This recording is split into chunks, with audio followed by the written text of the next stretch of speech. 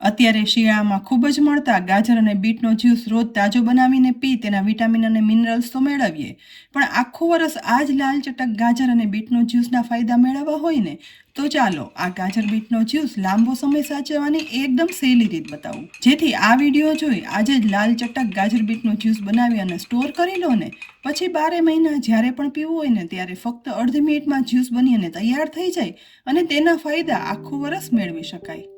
આખું વરસ આ જ્યુસ સાચવવું છે ને માટે ગાજર અને બીટ છે ને તે આવા એકદમ સરસ એક સરખા ગરવાળા અને લાલ ચટક હોય ને તેવા પસંદ કરવાના.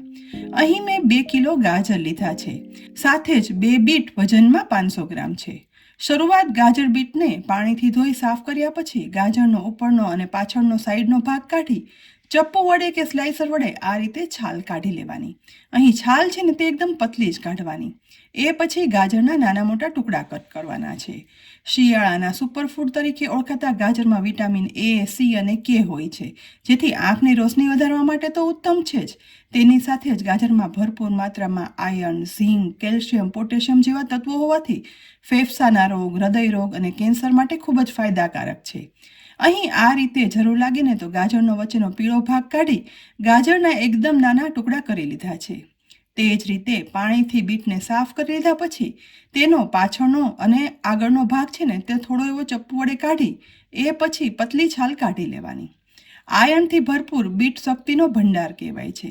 તે લોહીમાં હિમોગ્લોબિન વધારનાર, તેની સાથે જ બ્લડ પ્રેશર કંટ્રોલ કરી વજન ઘટાડનાર, મગજ માટે ઉત્તમ, રોગપ્રતિકારક શક્તિ વધારનાર છે. અહીં જુઓ, બીટના પણ આવા નાના ટુકડા કરી લેવાના છે. જેટલા નાના ટુકડા કટ કરશું ને એટલું જ પીસવામાં સહેલાઈ રહે છે. બધા બીટના ટુકડા થઈ ગયા છે, તેમજ બધા ગાજર પણ સમારાઈ ગયા છે. એટલે હવે મિક્સરનો ગ્રાઇન્ડિંગ કે લિક્વિડ જાર લઈશું. તેમાં પહેલાં થોડા ગાજરના ટુકડા ઉમેરવાના અને એ પછી થોડા બીટના ટુકડા ઉમેરવાના. બસ પોણો જાર ભરાઈને એટલું બધું ઉમેર્યા પછી માત્ર બંને પીસાઈને એટલું એટલે કે અડધો કપ પાણી ઉમેરવાનું છે. જારનું ઢાંકણ ઢાંકી બંનેને એકદમ સરસ જરાય ટુકડા ના રહે ને તેવું પીસી લેવાનું.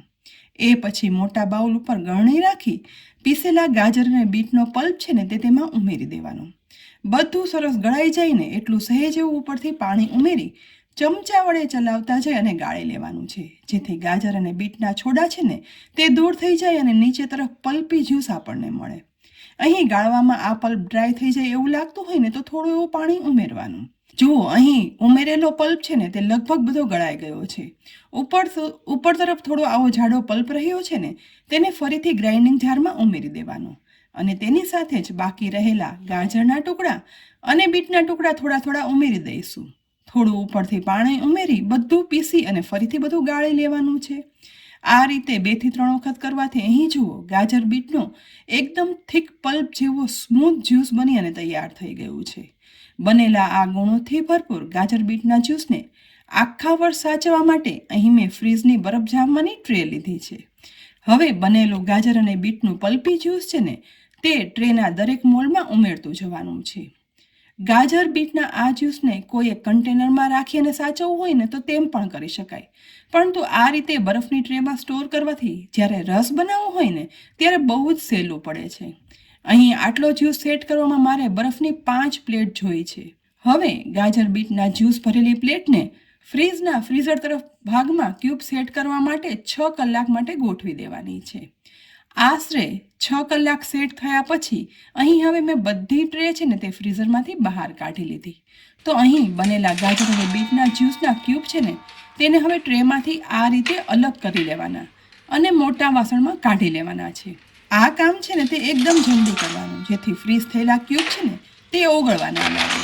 અહીં બધી ટ્રેને અનમોલ્ડ કરી લીધા પછી જુઓ, એક સરખા ગાજર ક્યુબના પલ્પી જ્યુસના મોલ્ડ બની અને તૈયાર થઈ ગયા છે.